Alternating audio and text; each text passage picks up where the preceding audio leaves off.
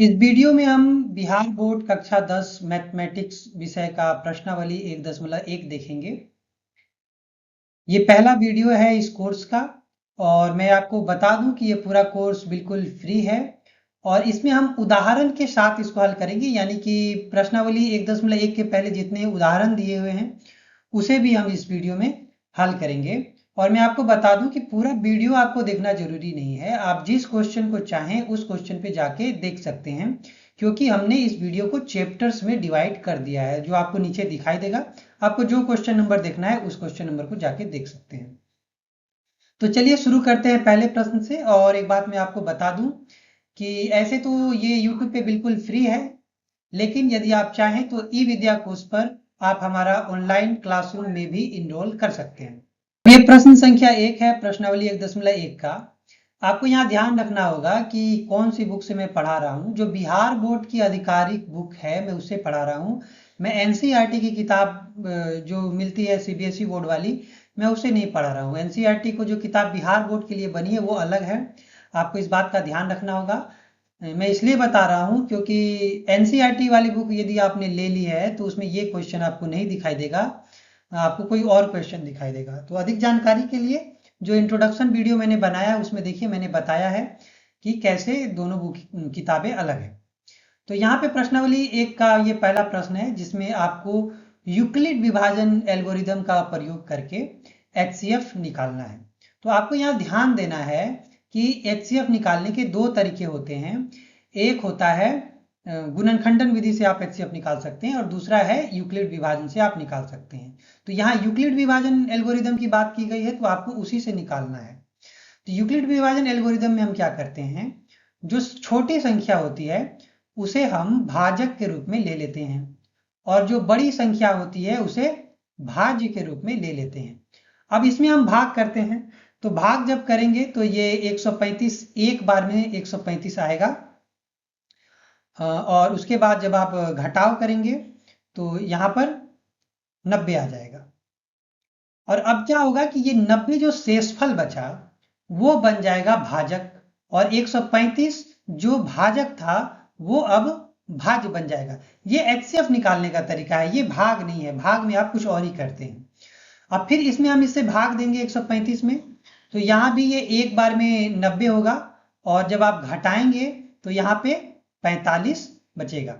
अब 45 में फिर क्या करना है, ये जो भाजक था अब ये भाज्य बन जाएगा और ये जो शेषफल है वो भाजक बन जाएगा। तो 45 से 90 में भाग करेंगे तो दो बार में पूरी तरह से ये भाग लग जाएगा। अब आपको ध्यान रखना है कि ये चीज आपको अपने आंसर में नहीं लिखना है, ये रफ में कीजिएगा आप, क्योंकि हो सकता है कि ये लिखने के चक्कर में आपका कॉपी गंदा लगे और वो नंबर बन जाए। तो अच्छी बात होगी कि आप ये रफ में कर ले। जो मेन चीज आपको लिखना है वो ये लिखना है कि आप यहाँ पे लिखेंगे 225 में आपने किससे भाग दिया है, 135 से भाग दिया है और उससे कितना शेषफल कितना आया है, तो एक शेषफल आया है, शेषफल नहीं भागफल एक आया है और शेषफल हमारा 90 बच गया है। अब उसके बाद क्या हुआ है, 135 भाज्य बना है, फिर आपने उसमें यहाँ 90 से भाग लगाया है और फिर एक आपका भागफल हुआ है और 45 शेषफल बचा है। उसके बाद फिर आपने 90 में 45 से भाग दिया है, यहाँ आप देख सकते हैं, और दो बार में ये पूरी तरह से कट गया है और जीरो शेषफल बचा है। तो जब शेषफल जीरो बच जाए तो उसी का जो भाजक होता है वही एचसीएफ होता है। तो आपको यहाँ पे ध्यान रखना है, कंफ्यूजन होता है कि विद्यार्थी इसे एचसीएफ मान लेते हैं जो कि गलत है। तो यहाँ एचसीएफ बराबर होगा 45 यानी कि 45। ये बिल्कुल आप ध्यान रखिएगा, ये गलती आप नहीं कीजिएगा। अब चलिए अगले स्लाइड में हम बाकी जो ये दो क्वेश्चन बच गए हैं उसे भी हल करते हैं। अब जैसे आप इसे देख रहे हैं, ये क्वेश्चन ऐसे बहुत लोग गलती करते हैं जब उन्हें ये पहली बार मिलता है, और गलती करने का एक कारण भी है जो आपको अभी समझ में आ जाएगा।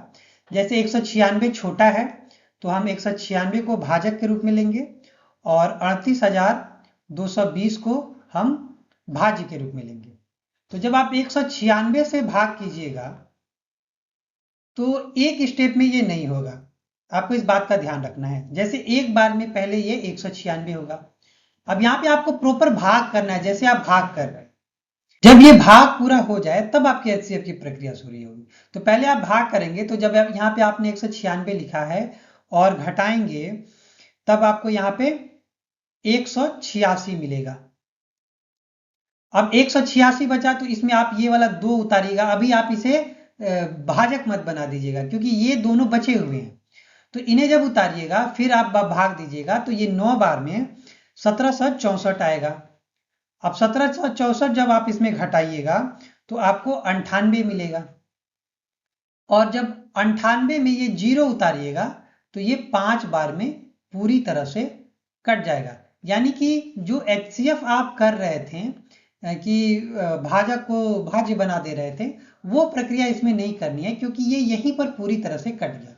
अब यहीं पे पूरी तरह से कट गया तो इसका मतलब क्या हुआ कि 38,220 में आपने 196 से भाग दिया और वो 195 बार में पूरी तरह से कट गया, शेषफल आपका 0 बचा।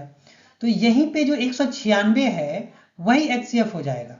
अब यहाँ पे गलती स्टूडेंट ये करते हैं, कभी कभी वो गलती से या ज्ञानतावश 195 को HCF मान लेते हैं, जो कि बिल्कुल गलत है। 95 HCF नहीं है। जब शेषफल 0 हो और उसका जो भाजक होता है वही HCF होता है, ये बात आपको ध्यान रखना है। जहां 0 हो उसी का भाजक HCF होगा। अब अगले स्लाइड में हम अगले क्वेश्चन को सोल्व करेंगे।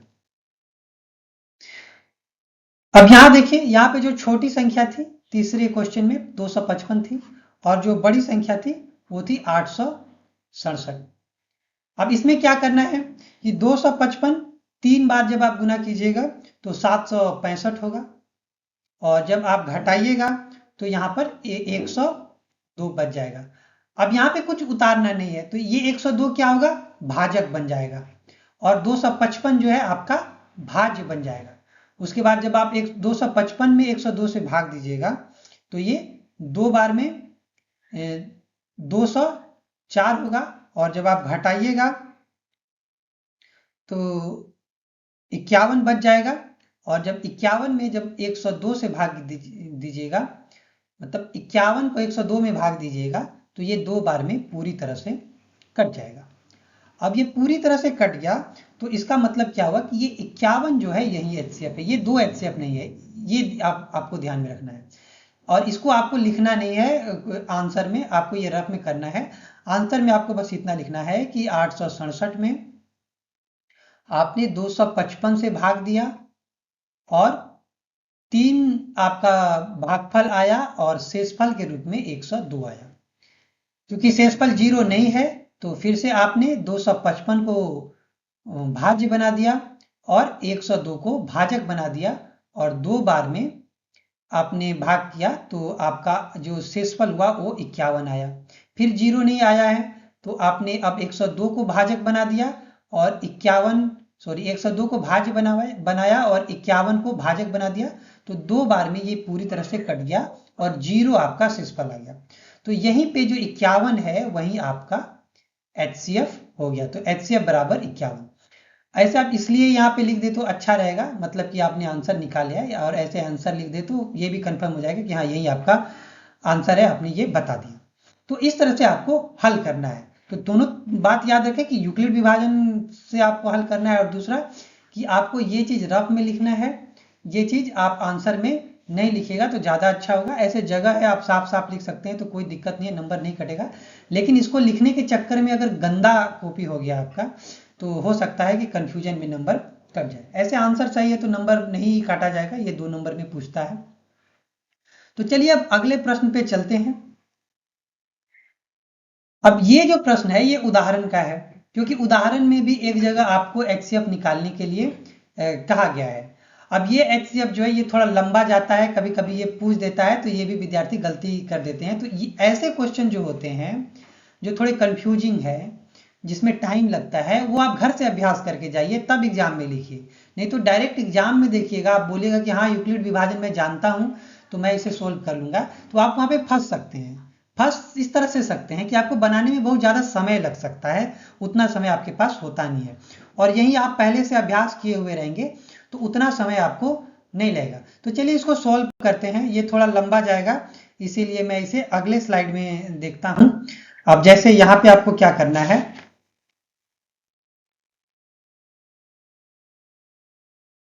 4052 भाजक होगा, छोटी संख्या थी, और 12576 जो है वो भाज्य होगा। अब यहां पे जब आप भाग कीजिएगा तो ये 3 बार में 12156 आएगा। तो यहां पे अब आप घटाव कीजिएगा, और जब आप घटाव कीजिएगा तो यहां पे 420 आ जाएगा। अब 420 जो शेषफल है वो बन जाएगा भाजक, और 4052 जो है वो बन जाएगा भाज्य। अब 420 से जब आप भाग कीजिएगा तो ये 9 बार में 3780 आएगा, और जब आप घटाइएगा तो यहां पे 272 आ जाएगा। अब 272 आपका भाजक बनेगा, 420 बन जाएगा भाज्य, और फिर ये एक बार में भाग लगाइएगा तो यहाँ 272 होगा, और शेषफल के रूप में 148 बच जाएगा। अब 148 को 272 में भाग दीजिएगा तो ये भी एक बार में ही होगा 148, तो शेषफल 124 बच जाएगा। अब इस 124 में आप 148 को भाग कीजिएगा तो ये भी एक बार में ही होगा, और यहाँ पे होगा 124, और फिर जब आप घटाइएगा तो शेषफल आपका 24 आएगा, और इस 24 में फिर आप जब 124 को भाग कीजिएगा तो अभी भी ये नहीं कटेगा, ये 5 बार में 120 होगा और शेषफल 4 होगा। उसके बाद जब इस 4 को आप 24 में भाग दीजिएगा तो ये फाइनली जाके 6 बार में कट जाएगा। अब पहले आप डिसाइड कीजिए कि HCF कौन है। अगर आपने डिसाइड कर लिया है तो मैं आपको बता दूं कि HCF 4 है। कंफ्यूजन में कोई 6 लिख देता है, और ऑब्जेक्टिव में पूछ देता है तो और गलती होता है, क्योंकि ऑब्जेक्टिव में तो दोनों ऑप्शन दिया हुआ रहेगा, तो ये वहां और कंफ्यूजन हो जाता है। तो आपको इस बात का ध्यान रखना है कि जब शेषफल 0 बचे तो उसका जो भाजक होता है वही HCF होता है। अब ये आपको करना नहीं है आंसर में, आपको ये रफ में कर लेना है। आंसर को आप इस तरह से लिखेंगे, जैसे कि 12576 में आपने 4052 से भाग लगाया है, और 3 आपका भागफल आया था, और 420 आपका शेषफल बचा था। इसे थोड़ा अलग कर लीजिएगा, ये अलग मामला है। और उसके बाद आपने क्या किया है, फिर 4052 को भाज्य बनाया है, और उसमें जो शेषफल 420 बचा था उससे भाग किया तो वो 9 बार में हुआ, और 9 बार में 272 शेषफल आया। फिर ये प्रक्रिया आप दोहराते गए और अंत तक पहुंचे। इस तरह से अंत में 4 गुना 6 प्लस 0 आएगा, तो यहां शेषफल 0 हो गया, तो इसका मतलब कि ये जो 4 है वही HCF है। तो आप लिख देंगे HCF इज इक्वल टू 4, यही आपका आंसर हो गया। तो ये लंबा है, इसलिए पहले से अभ्यास करके रखिएगा, और एग्जाम में आएगा तो आप कर पाइएगा। अचानक से आप सोचिएगा कि एग्जाम में मुझे आती है HCF तो मैं कर लूंगा, तो वहां पे आप बुरी तरह से फंस सकते हैं, क्योंकि ये काफी समय ले लेगा आपका। तो चलिए अब अगले प्रश्न पे चलते हैं। एग्जाम्पल करना जरूरी है, एग्जाम्पल से भी क्वेश्चन आ जाते हैं और आप नहीं कर पाते हैं। जैसे यही क्वेश्चन देखिए, ये एग्जाम्पल से है और आपके एग्जाम में आ जाएगा तो आप बोलेगा आउट ऑफ सिलेबस आ गया, लेकिन आउट ऑफ सिलेबस नहीं आया है, ये आपकी किताब में ही दिया हुआ है। तो किताब में दिए हुए एग्जाम्पल को भी हल करके रखें, क्योंकि उनसे भी प्रश्न पूछे जाते हैं, और बहुत से प्रश्न पूछे जाते हैं। अब यहाँ पे देखिए, ये प्रश्न संख्या 2 है, तो प्रश्न संख्या 1 के तीनों प्रश्न हमने हल कर लिए हैं।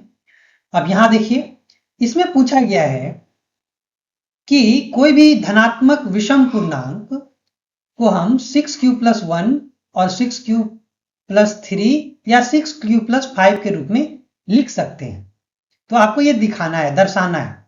तो ये आप कैसे करेंगे, तो ये आप यूक्लिड विभाजन प्रमेयिका का प्रयोग करके करेंगे, क्योंकि ये उसी से संबंधित प्रश्न है। तो इसमें आप क्या करेंगे, इसमें आपको सबसे पहले लिखना है कि हम जानते हैं कि यूक्लिड विभाजन प्रमेयिका के अनुसार किसी भी पूर्णांक a को हम bq+r के रूप में लिख सकते हैं। आप टेंशन मत लीजिएगा, वो आंसर मैं आपको बता दूंगा कि आंसर कैसे लिखना है। तो आप अभी इसे पहले समझ लीजिए कि कंसेप्ट क्या है। तो किसी भी आप पूर्णांक a को आप bq+r के रूप में लिख सकते हैं, जहां पे r जो होगा वो 0 से बड़ा या बराबर होगा और b से छोटा होगा। ये इसी को हम यूक्लिड विभाजन एल्गोरिदम या यूक्लिड विभाजन प्रमेय क्या कहते हैं। अब इस हिसाब से देखा जाए तो यहाँ पे Q है और B की जगह पे 6 है, तो यानी कि B यदि 6 है तो R क्या हो सकता है, R यहाँ पे B से छोटा यानी कि 6 से छोटा होगा, 0 के बराबर या बड़ा होगा। तो R हो सकता है 0 हो सकता है, 1 2 3 4 और 5 तक हो सकता है, 6 नहीं हो सकता है क्योंकि B बराबर 6 है, तो R 6 से छोटा होना चाहिए, वो 0 से लेकर 5 तक हो सकता है। जब R 0 से लेकर 5 तक हो सकता है तो इसका मतलब ये हुआ कि ये जो पूर्णांक है उसे हम इस तरह से लिख सकते हैं, A is equal to 6Q। यदि R 0 ले रहे हैं तो यहाँ पे 6 और Q होगा, और अगर R को 1 ले रहे हैं तो A is equal to 6Q plus 1 हो जाएगा, R की जगह पर 1 लिख देंगे। और फिर इसी तरह R को 2 ले रहे हैं तो 6Q प्लस 2 हो जाएगा, R को 3 ले रहे हैं तो 6Q प्लस 3 हो जाएगा, और R को 4 ले रहे हैं तो 6Q प्लस 4 हो जाएगा, और R को 5 ले रहे हैं तो 6Q प्लस 5 हो जाएगा। अब आपको यहाँ पे क्या समझना है कि यहाँ पे बोला है कोई भी धनात्मक विषम पूर्णांक, तो धनात्मक विषम पूर्णांक 6Q प्लस 1 6Q प्लस 3 और 6Q प्लस 5 के रूप का कैसे होगा, तो आपको यहाँ बस दिखाना है। तो अब जैसे 6Q प्लस 1 है तो इसका गुणनखंडन 2 नहीं है, सम संख्या हम उसे कहेंगे जिसका एक गुणनखंडन 2 हो या जिसमें 2 से भाग लग जाए। तो 6Q प्लस 1 में 2 से भाग नहीं लगेगा, तो ये क्या है, एक धनात्मक विषम पूर्णांक है। आपको इसको ध्यान रखना, ये धनात्मक विषम पूर्णांक है। अब इसी तरह 6Q प्लस 2 को अगर देखें तो यहाँ पे 2 आप कॉमन ले सकते हैं, तो 2 जब आप कॉमन लीजिएगा, कॉमन लेने वाली बात जहां तक है यदि आपको नहीं आती है तो बेसिक अलजेब्रा वाला कोर्स देख लीजिएगा, वहां पे मैंने कॉमन लेना बार बार बताया है। तो यहाँ पे 2 कॉमन लीजिएगा तो यहाँ 3Q बचेगा और फिर यहाँ पे 1 बच जाएगा, तो 3Q प्लस 1 बच गया। तो इसका मतलब कि ये जो पूरा पद दिया हुआ है इसमें 2 एक गुणनखंडन है। अब 2 एक गुणनखंडन है तो ये क्या है, ये एक धनात्मक समपूर्णांक है। उसी तरह 6Q प्लस 3 में आप 2 कॉमन नहीं ले सकते, यानी कि इसमें 2 से भाग नहीं लगने वाला है, 2 इसका कोई गुणनखंडन नहीं है, तो ये क्या हो जाएगा, एक विषम पूर्णांक हो जाएगा। इसी तरह 6Q प्लस 4 को देखिए, तो इसे आप 2 कॉमन ले सकते हैं और इस तरह से लिख सकते हैं, यहाँ पे 3Q बचेगा और यहाँ पर बच जाएगा 2, तो 2 इसका गुणनखंडन है क्योंकि 2 आपने कॉमन ले लिया, तो इसका मतलब ये क्या है, सम पूर्णांक है। अब ये 6Q प्लस 5 को देखिए तो ये विषम पूर्णांक है। विषम पूर्णांक इसलिए है क्योंकि 2 इसमें आप कॉमन नहीं ले सकते हैं। तो अब यहाँ पे 2 कॉमन नहीं ले सकते हैं, इसका मतलब कि जहां जहां 2 आप कॉमन नहीं ले सकते हैं वो एक विषम पूर्णांक है। तो जो ये वाला है वो विषम पूर्णांक हो गया, और फिर जो ये वाला है वो भी विषम पूर्णांक हो गया, और ये जो है वो भी विषम पूर्णांक हो गया। तो आप लास्ट में लिख लीजिएगा, इतना आपको दिखाना है, ये करके आपको दिखाना है, और लास्ट में लिख लीजिएगा, अतः एक धनात्मक विषम पूर्णांक 6Q प्लस 1 6Q प्लस 3 और 6Q प्लस 5 के रूप का हो सकता है। तो ये कोई कैलकुलेशन करके यहाँ आंसर नहीं निकालना है, आपको बस दिखाना है कि ये चीज होता है। ये उदाहरण में भी कुछ इसी तरह के प्रश्न पूछे गए हैं। तो जैसा कि मैंने कहा आपको कि सिर्फ एक्सरसाइज बनाइएगा और क्वेश्चन आपको उदाहरण वाला मिल जाए तो फिर आपको दिक्कत होगी, इसलिए उदाहरण के भी सभी प्रश्न आपको सॉल्व कर लेना है।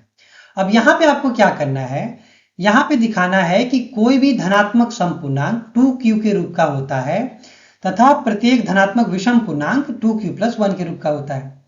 तो यहां भी वही बात होगी कि कोई भी धनात्मक पूर्णांक A को हम BQ प्लस R के रूप में लिख सकते हैं, जहां R जो होगा वो 0 से बड़ा या 0 के बराबर होगा और B से हमेशा छोटा होगा।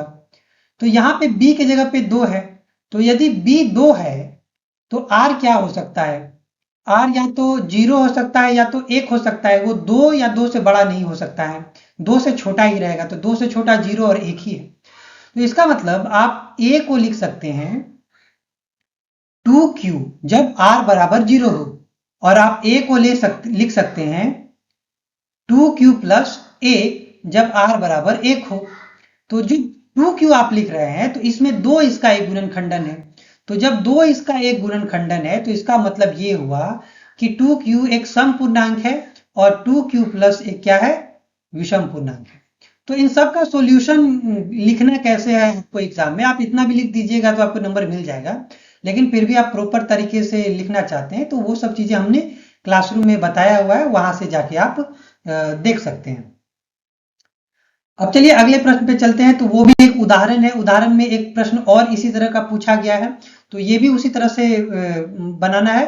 तो ऐसे प्रश्न एक पूछ ही दिए जाते हैं परीक्षा में, तो आप इसका अगर तीनों का अभ्यास कर लेते हैं तो कोई एक प्रश्न पूछेगा, ऐसे 3 नहीं और 2 प्रश्न है मैं आपको बताऊंगा जो थोड़े डिफिकल्ट है। अगर आपने सबका अभ्यास कर लिया है तो एक प्रश्न तो इससे आता ही है, आप समझ गए हैं तो आप कर लीजिएगा। अब इसमें भी वही चीज करना है, यहाँ पे क्या करना है कि आपको दिखाना है कि कोई भी धनात्मक विषम पूर्णांक 4q + 1 4q + 3 के रूप का लिखा जा सकता है।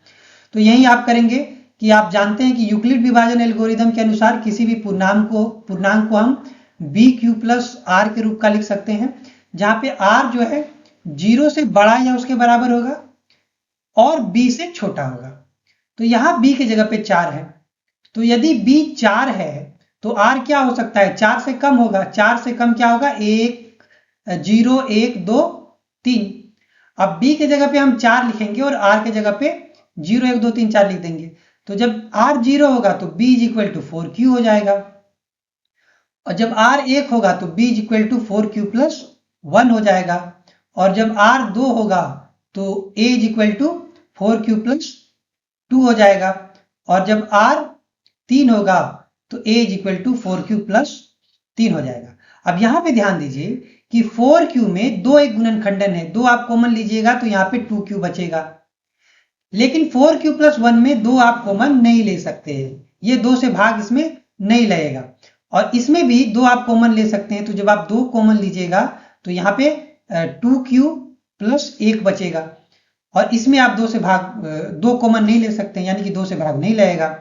तो कहने का मतलब है कि जहां 2 से भाग लग गया वो एक सम पूर्णांक होगा, और जहां से 2 से भाग नहीं लगा वो एक विषम पूर्णांक होगा। तो ये दोनों जो है वो विषम पूर्णांक हो गए। तो हम कह सकते हैं कि किसी भी धनात्मक विषम पूर्णांक को हम 4q + 1 और 4q + 3 के रूप का लिख सकते हैं। बस यही बात आपको दिखाना है, यहाँ पे कोई कैलकुलेशन करके कुछ आंसर नहीं निकालना है। तो चलिए आगे और क्वेश्चन देखते हैं, और ऐसे क्वेश्चन आपको मिलेंगे, लेकिन उससे पहले इस तरह के भी क्वेश्चन आपको मिलते हैं, तो इन्हें भी आप हल कर लीजिएगा। और अक्सर यही क्वेश्चन पूछे जाते हैं, सीधा सीधा क्वेश्चन नहीं पूछा जाता है। तो यहाँ आप देखिए कि कोई परेड है जो इसमें 616 सदस्य हैं, और आर्मी की टुकड़ी को 32 सदस्यों वाले एक आर्मी बैंड के पीछे मार्च करना है। अब दोनों समूहों को समान संख्या वाले स्तंभों में मार्च करना है। अब स्तंभों में मार्च करना है, इसका मतलब ये हुआ कि जैसे अगर 32 वाले इस तरह से 8-8 करके 4 लाइन बनाए हुए हैं, तो 616 वाले को भी इसी तरह से 8-8 करके 4 लाइन बनाना है। अगर 32 वाले 16-16 करके 2 लाइन बनाए हुए हैं, तो 616 में भी 16-16 करके लाइन बनाना होगा। तो यही बात यहाँ पे पूछा गया है। तो इसके लिए क्या करना पड़ेगा कि आप दोनों का HCF निकालेंगे, क्योंकि HCF ही बताएगा कि कौन वो सबसे बड़ी संख्या है जो इसमें दोनों से भाग लग जाएगी। अब जिसमें दोनों से भाग लग जाएगा वही लाइन आप बना सकते हैं। अगर 8 से दोनों में भाग लगता है तो दोनों में आप 8 दे सकते हैं, 16 से दोनों में भाग लगता है तो आप 16-16 करके लाइन बना सकते हैं। तो हम यहाँ पे HCF निकालेंगे। तो HCF कैसे निकालेंगे, आप यूक्लिड विभाजन प्रमेयिका का ही प्रयोग करके HCF निकाल लीजिए। तो जब आप यूक्लिड विभाजन प्रमेयिका का प्रयोग करके HCF निकालिएगा तो यहाँ पे आप 32 लिखिएगा और 616 जो है आपका वो भाज्य बन जाएगा। तो जब 32 में 616 से भाग दीजिएगा तो एक बार में पहले तो यहाँ 32 होगा। अब ये भी कंफ्यूजिंग होता है कुछ छात्रों के लिए, जैसे अब यहाँ एक बार में कटा 32 हुआ, उसके बाद 29 बच गया आपका शेषफल, उसके बाद आप 6 उतारिएगा, इसको भाजक नहीं बना देना है क्योंकि 6 अभी यहाँ पे बाकी है। तो ये गलती भी स्टूडेंट्स करते हैं। तो 296 हुआ, तो 296 में जब आप 32 से भाग लगाइएगा तो ये 9 बार में 288 होगा, और जब ये 288 होगा तो यहाँ पे 8 बचेगा और ये दोनों कट जाएगा। और अब ये 8 जो है शेषफल है, तो इस शेषफल को आप 32 में भाग दीजिएगा। अब यहाँ पे आगे कुछ नहीं बचा है, तो ये 4 बार में कट जाएगा पूरी तरह से। अब पूरी तरह से 4 बार में कट गया, इसका मतलब ये हुआ कि आप इसे ऐसे लिख सकते हैं 616 इज इक्वल टू 32 से आपने भाग दिया और 19 बार में आपका शेषफल 8 बचा। उसके बाद 32 में आपने क्या किया, जो शेषफल था उससे भाग दिया, तो ये 4 बार में पूरी तरह से कट गया और आपका शेषफल 0 बचा। इसका मतलब जो आपका HCF होगा वो क्या होगा, 8 होगा। तो ये बात आपको ध्यान रखना है कि HCF जो होता है वो भाजक होता है, मैं बार बार बता रहा हूं। अब 8 लाइन की 8-8 करके आपको लाइन बना के ये पूरा मार्च कराना होगा, तब वो पूरा बराबर होगा। तो आप लिख लीजिएगा, अतः जो सेना की टुकड़ी है उसको अधिकतम 8 की संख्या में स्तंभ बनाकर मार्च करना होगा, ये आप अंत में लिख सकते हैं। इस प्रश्न को देखिए, यहां भी कुछ उसी तरह का प्रश्न है, ये उदाहरण का प्रश्न है। तो फिर मैं आपको बता देता हूं कि उदाहरण जरूर सॉल्व कर लीजिएगा। उदाहरण छोड़ देते हैं स्टूडेंट की बुक में लिखा हुआ है, बुक में लिखा तो हुआ है लेकिन बुक वाली भाषा आपको हमेशा समझ में नहीं आती, इसलिए समझने के लिए मैंने वीडियो में बताया है कि वो कैसे हुआ। अब जैसे 420 काजू बर्फियां हैं और 130 बादाम की बर्फियां हैं, तो अब यहाँ पे आप क्या करेंगे, आपको बताना है कि कितनी की ढेरी बनाया जाए कि जो ढेरी बने काजू बर्फी और बादाम बर्फी की, उसमें संख्या जो है बर्फी की वो एक समान हो। तो जब अधिकतम की बात आती है, अब यहाँ पे आपको देखना है कि इसमें जो बोला गया है कि अधिकतम कितना का जो है स्टेक बनेगा, यानी कि ये जो ढेरी बनेगी अधिकतम उसमें कितनी बर्फियां हो सकती हैं। तो जब भी अधिकतम पूछा जाता है तो आपको महत्तम निकालना है। महत्तम का मतलब ये होता है जो सबसे महान हो, सबसे बड़ा हो, सबसे अधिक हो। तो जो सबसे अधिक है जिसमें दोनों से भाग लग जाए वही हमको निकालना है, यानी कि HCF निकालना है। तो वही यूक्लिड विभाजन प्रमेयिका का हम प्रयोग करेंगे और 130 में 420 से भाग देंगे। तो जब 130 में आप 420 से भाग दीजिएगा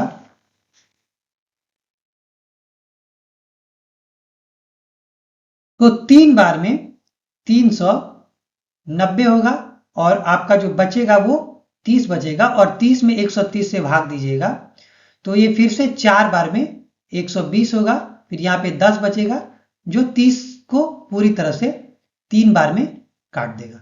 अब 3 बार में काट दिया, इसका मतलब ये जो 10 है वो क्या है, HCF है। तो इसे आप अच्छे से लिख लीजिएगा। ये बात मैं बता देता हूं आपको कि ये आपको रफ में करना है। आपको आंसर शीट में इस तरह से लिखना है कि 420 में आपने 130 से 3 बार में भाग दिया, नहीं कटा, 30 शेषफल बच गया। फिर आपने 130 में 30 से भाग दिया तो ये भी नहीं कटा, आपका 10 शेषफल बच गया। फिर आपने 30 में 10 से भाग दिया तो 3 बार में पूरी तरह से कट गया और 0 शेषफल बच गया। इसीलिए HCF बराबर 10 है। अब इतना लिख के आपको छोड़ना नहीं है, आपको यहाँ पे लिख देना है कि प्रत्येक ढेरी में अधिकतम 10 बर्फियां रखी जा सकती है, यानी कि 10 बर्फियों की ढेरी बनाइएगा तो वो बराबर बर्फियां होंगी, काजू बर्फी और बादाम बर्फी। अब आप 2 की भी बना सकते हैं, 4 का भी बना सकते हैं, लेकिन आपको यहाँ अधिकतम पूछा गया है। अधिकतम 10 की ढेरी आप बना सकते हैं, 10 बर्फियों की ढेरी। तो आपको इसमें लिख देना है कि अधिकतम 10 बर्फियों की ढेरी बनाई जा सकती है, सिर्फ HCF निकाल के नहीं छोड़ देना है, क्योंकि इसमें पूछा गया है क्वेश्चन कुछ, उसका जवाब देना है। अब इस प्रश्न में देखिए, ये प्रश्न भी उसी तरह का है जैसा हम पहले बना रहे थे, लेकिन थोड़ा सा अलग है। यहां पे देखिए क्या लिखा है कि किसी धनात्मक पूर्णांक का वर्ग, यहां पे ये नहीं लिखा है कि धनात्मक पूर्णांक, तो किसी धनात्मक पूर्णांक के वर्ग को हम 3m या 3m+1 का रूप का लिख सकते हैं। ये चीज हमको दर्शाना है। तो इसके लिए हमें क्या करना पड़ेगा, हम वही ट्रिक अपनाएंगे कि हम जानते हैं कि यूक्लिड विभाजन प्रमेयिका के अनुसार किसी भी पूर्णांक a को हम a इज इक्वल टू, अच्छा शायद ये इस स्लाइड में नहीं आएगा तो मैं अगले स्लाइड में आपको समझाऊंगा। तो a is equal to BQ plus R के रूप में लिख सकते हैं, जहां पे R जो होता है वो 0 से बड़ा या बराबर होना चाहिए और B से छोटा होना चाहिए। तो हम मान लेते हैं कि ये कोई पूर्णांक है जिसको हम BQ प्लस R के रूप में लिख सकते हैं। अब वर्ग में हमें 3 चाहिए तो हम B को मान लेते हैं 3 है। अब B को आप कुछ भी मान सकते हैं, लेकिन चूंकि हमको 3 दिखाना है इसीलिए हम 3 मान लेते हैं, क्योंकि 3 में 3 से ही भाग लगेगा और किसी से तो भाग नहीं लगेगा। 9 रहता वहां भी हम 3 ले सकते थे, लेकिन यहाँ 3 है तो 3 में तो 3 से ही लगेगा। तो हम b बराबर 3 ले लेते हैं। तो जब हम b बराबर 3 लेंगे तो r बराबर क्या हो सकता है? r बराबर 3 से कम होगा, यानी कि 0 हो सकता है, 1 हो सकता है और 2 हो सकता है। इसका मतलब है कि आप a को कैसे लिख सकते हैं? तो आप a को b की जगह पे हमने 3 लिया है तो 3q लिख सकते हैं जब r 0 होगा। अगर r 1 होगा तो 3q प्लस 1 लिख सकते हैं, और अगर r 2 होगा तो 3q प्लस 2 लिख सकते हैं। लेकिन हमें कहा गया है कि पूर्णांक का वर्ग को हमें दिखाना है, तो हम क्या करेंगे? सबका वर्ग ले लेंगे, यानी कि यहाँ पे हम a का वर्ग ले लेते हैं। तो a स्क्वायर बराबर क्या होगा? 3q पे स्क्वायर हो जाएगा। तो जब आप 3q स्क्वायर लीजिएगा तो आप इसे 9q स्क्वायर लिख सकते हैं। अब इसे आप 9q स्क्वायर लिख सकते हैं। इसका मतलब ये हुआ कि आप इसे ऐसे भी लिख सकते हैं, 3 आपने यहां से ले लिया तो यहाँ पे 3q स्क्वायर बचेगा। अब जब 3q स्क्वायर बचेगा तो आप मान लीजिएगा कि 3q स्क्वायर बराबर m है। तो इसका मतलब ये भी हुआ कि a स्क्वायर बराबर क्या हो जाएगा? 3 ही रहेगा और 3q स्क्वायर की जगह पे m हो जाएगा। तो इसका मतलब ये सिद्ध हो गया कि आप किसी भी पूर्णांक के वर्ग को, यानी कि स्क्वायर को आप 3m के रूप में लिख सकते हैं। फिर उसी तरह आपको क्या करना पड़ेगा कि इसका भी स्क्वायर लेना पड़ेगा और इसका भी स्क्वायर लेना पड़ेगा। तो वो भी हम करके अगले स्लाइड में देखते हैं कि हम a स्क्वायर लेते हैं तो जो 3q प्लस 1 है उसका भी स्क्वायर हो जाएगा, और जब आप इसका स्क्वायर निकालिएगा तो ये कैसे होगा? a प्लस बी के होल स्क्वायर पे होगा, और 1 प्लस बी का होल स्क्वायर अगर आप जानते हैं तो आपको पता है ये a है और ये b है, तो होगा a square plus b square plus 2ab, ऐसे हम लिखते हैं। तो जब आप a स्क्वायर लिखिएगा तो यहाँ पे क्या हो जाएगा? यहाँ पे हो जाएगा 3 तिया 9q स्क्वायर। फिर आप जब b स्क्वायर लिखिएगा, हम b स्क्वायर बाद में लिख लेंगे, हम ऐसे लिखते हैं a square plus 2ab plus b square. उसके बाद 2ab लिखिएगा तो यहाँ पे कैसे हो जाएगा? 2 और a यहाँ पे 3q है और b क्या है? 1 है, तो 3 दूनी 6q हो जाएगा। तो आप यहाँ पे लिख सकते हैं 6q। उसके बाद b स्क्वायर यानी कि 1 स्क्वायर, तो वो 1 ही होगा। तो इस तरह से आप इसे तोड़कर लिख सकते हैं। जब आप इसे इस तरह से लिख सकते हैं तो आप यहाँ पे ध्यान दीजिएगा कि यहाँ पर आप इन दोनों में 3 को कॉमन ले सकते हैं। तो जब आपने 3 कॉमन ले लिया तो यहाँ पे 3 बचेगा और q स्क्वायर बचेगा, और उसके बाद यहाँ पे 2 और q बचेगा क्योंकि 3 हमने कॉमन लिया है, और बाकी ये एक अलग से बच जाएगा। अब मान लीजिए कि m is equal to 3q square plus 2q है, तब आप a स्क्वायर को कैसे लिख सकते हैं? आप लिख सकते हैं a square is equal to 3, इसको हमने m माना है तो यहां पे हम m लिख सकते हैं, और बाकी यहां पर 1 बच गया। तो इससे यह सिद्ध होता है कि आप किसी भी धनात्मक पूर्णांक को 3m प्लस 1 के रूप में भी लिख सकते हैं। ये बात यहां पे सिद्ध होगी। उसी तरह जब a स्क्वायर आप कीजिएगा और यहाँ पे 3q प्लस 2 है, जो कि मैंने आपको दिखाया था कि वहां जब r बराबर 2 है तो 3q प्लस 2 हम लिख सकते हैं, और इसे तोड़िएगा तो यहाँ पे कुछ ऐसे आएगा। a स्क्वायर लीजिएगा तो यहाँ पे 9q स्क्वायर हो जाएगा, 3 तिया 9 और q पे स्क्वायर। अब ये किसी को अगर नहीं समझ में आया तो मुझे बताइएगा, मैं उसके लिए अलग से वीडियो बना दूंगा। अब यहाँ पे देखिए 9q स्क्वायर प्लस अब 2ab लेना है तो यहाँ पे 2 ही होगा, और a की जगह पे 3q है और b की जगह पे 2 है, तो 2 दूनी 4 तिया 12q हो जाएगा। तो हम यहाँ पर लिखेंगे 12q। उसके बाद 2 पे स्क्वायर क्या हो जाएगा? 2 दूनी 4 हो जाएगा। अब यहां देखिए कि आप यहां भी क्या कर सकते हैं कि 3 कॉमन ले सकते हैं, लेकिन ऐसे नहीं। आपको क्या करना पड़ेगा कि इस 4 को थोड़ा तोड़ देना है। जैसे ये 9q स्क्वायर है, 12q है, दोनों में 3 है, तो 4 को आप 3 प्लस 1 लिख दीजिए। अब इससे क्या होगा कि आप 3 कॉमन ले सकते हैं इन तीनों में, आप 3 कॉमन ले सकते हैं। तो यहाँ 3q स्क्वायर बचेगा, फिर यहाँ 4q बच जाएगा और यहाँ पर 1 बच जाएगा, और ये अलग से 1 बच जाएगा। अब यहाँ पे यदि आप मान लीजिएगा कि 3q प्लस 4q प्लस 1 बराबर m हो, तब क्या होगा, तब आप a स्क्वायर को इस तरह से भी लिख सकते हैं 3m प्लस 1, ये 3 है और ये पूरा m है और ये प्लस 1 है।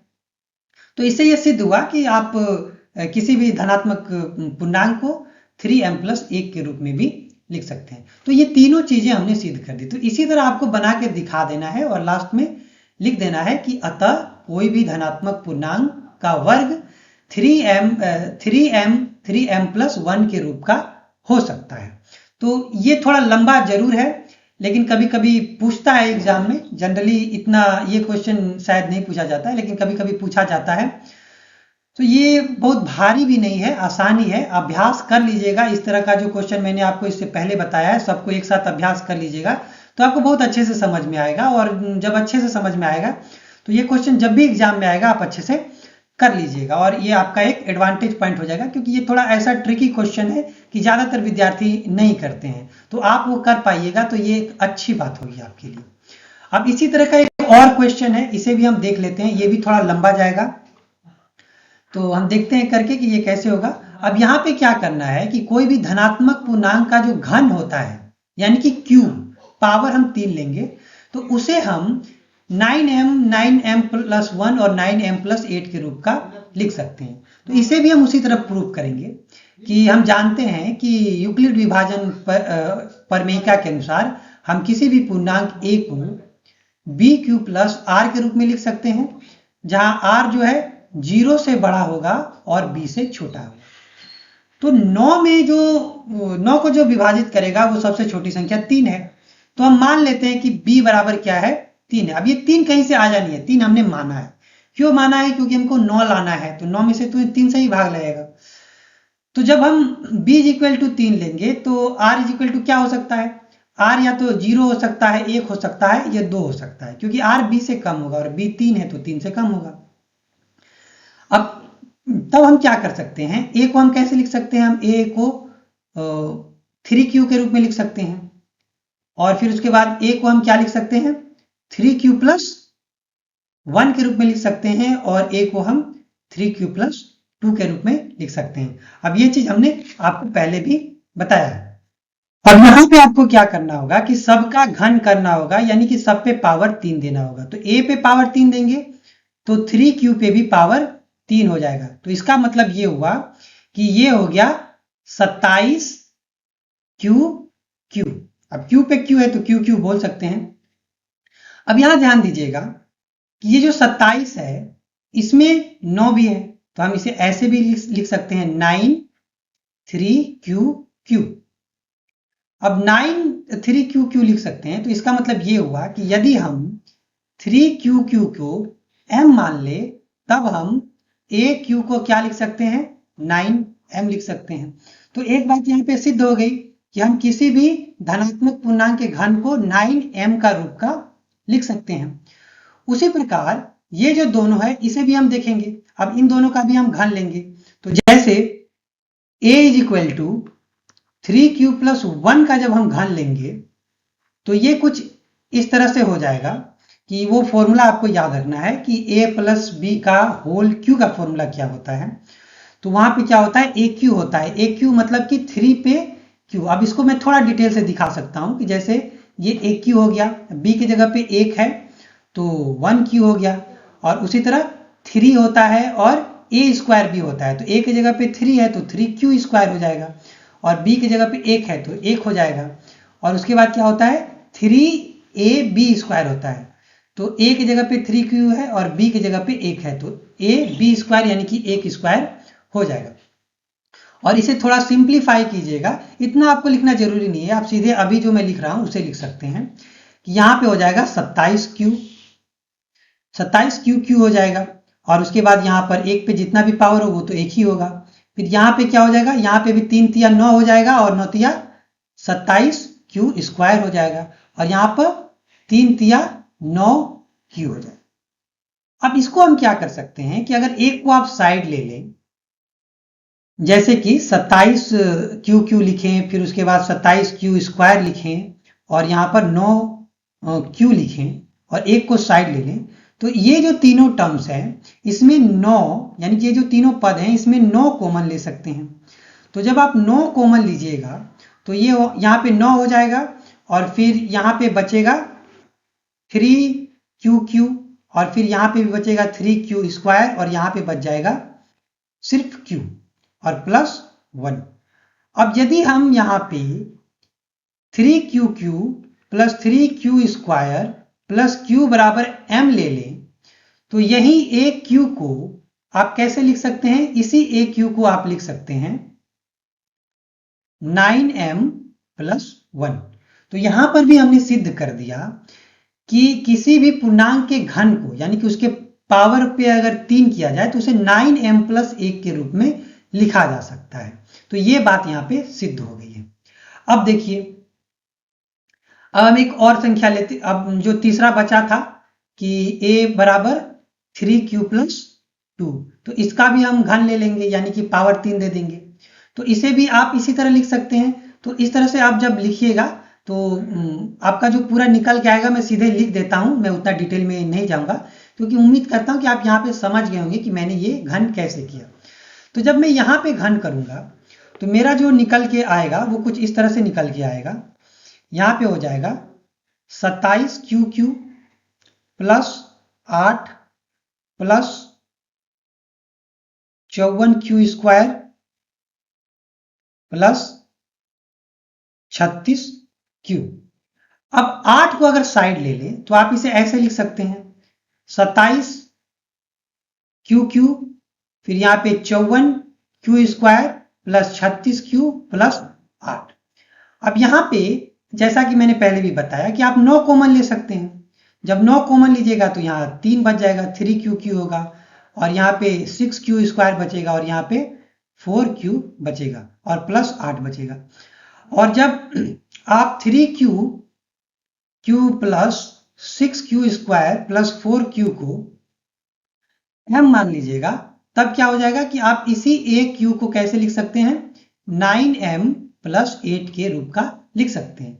आपके प्रश्न में भी यही बोला गया था कि आपको दिखाना है कि आप इसे 9q प्लस 8 के रूप का लिख सकते हैं। तो ये भी सिद्ध हो चुका है। तो इस तरह से बस आपको दिखाना है, ये कोई आंसर नहीं निकाला गया है, यहाँ बस दिखाया गया है कि आप इस चीज को इस तरीके से लिख सकते हैं। तो इतना लिख देने के बाद आपका आंसर सही हो जाता है और आपको पूरे नंबर मिल जाते हैं। हो सकता है कि 5 नंबर में ये पूछ दे, ऐसे पूछता तो नहीं है, लेकिन अगर कभी पूछ दे तो अगर आपने सबका अभ्यास किया हुआ है, जैसा मैंने इसी तरह के बहुत सारे क्वेश्चन आपको इस एक्सरसाइज में बता दिया है, आपको यदि समझ में आता है तो उसका अभ्यास कर लीजिएगा, नहीं समझ में आता है तो कोई बात नहीं। मैंने आपको बताया है कि आपके किताब में बिहार बोर्ड के लिए 47 प्रश्नावली हैं, जिसमें से यदि आप 27 भी अच्छे से कर लेंगे तो आपका अच्छा नंबर आ जाएगा। तो ये एक्सरसाइज 1.1 समाप्त हुआ। और भी कोई क्वेश्चन हो, यदि आपको लग रहा है कि फिर से एक्सप्लेन करना है तो कमेंट में बताइएगा और इस चैनल को सब्सक्राइब जरूर कीजिएगा। और ये फ्री कोर्स है तो इन स्टूडेंट के साथ शेयर भी कीजिएगा जिनको फ्री कोर्स की जरूरत है, और लाइक भी जरूर कर दीजिएगा क्योंकि लाइक करने से ये ज़्यादा से ज़्यादा लोगों तक जाएगा और हमें इंकरेजमेंट मिलेगा कि हम इस तरह के एजुकेशनल वीडियो बनाते रहें। ऐसे एजुकेशनल वीडियो है, सब्सक्राइब करने में एजुकेशन को ही बढ़ावा मिलेगा और फ्री में पढ़ा रहे हैं तो फ्री एजुकेशन को बढ़ावा मिलेगा। तो सब्सक्राइब जरूर कीजिए और फ्री एजुकेशन जो है उसको सपोर्ट कीजिए। धन्यवाद।